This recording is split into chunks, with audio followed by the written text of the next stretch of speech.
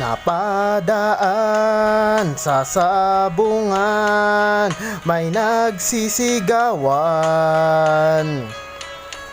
Nung aking tignan, manok na pula, mukhang matapang.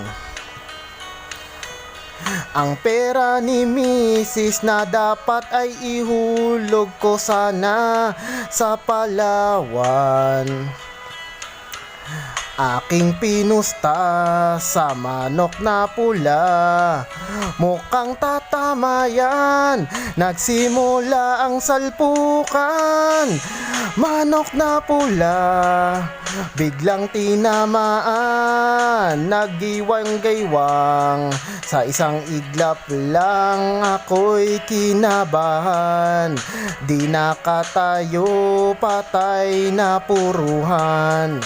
Ang perang hulog sa Palawan, tinalo ko sa sabungan.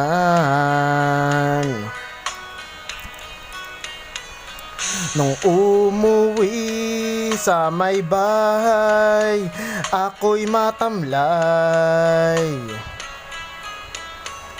Ako'y nagsisi, ubos ang money, darling I'm sorry. Ako'y hinold up ng 3 lalaki doon banda sa may palengke. Pero ang misis ko hindi maloko, kinarate ako, basag-basag ang mukha ko. Ang darling ko ay magaling pala siya sa taekwondo. Lahat ng sipa niya ay sinapula ko. Dati rin pala siyang kampyon sa Aikido. Sa sobrang galit ng misis ko, bali-bali ang mga buto ko. Ang perang dapat sa anak ko ay tinalo ko. Nakita ko ng gagong demonyo, kaya tinastigo ako ng darling ko.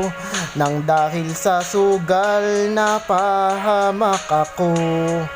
Kaya kayong mga sabungero, wag mag-asawa ng kampyon sa judo.